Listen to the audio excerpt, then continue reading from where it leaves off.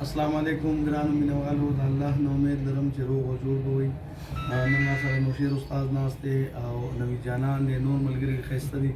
سوات کې او خورشید اتل صاحب زموږ کیمرمین دی او د جمیل جان ما سره ناست دی. تاسو ته یو نغمه ډالۍ کوو، دا په ډېر څه باندې منظوره کړئ. والسلام.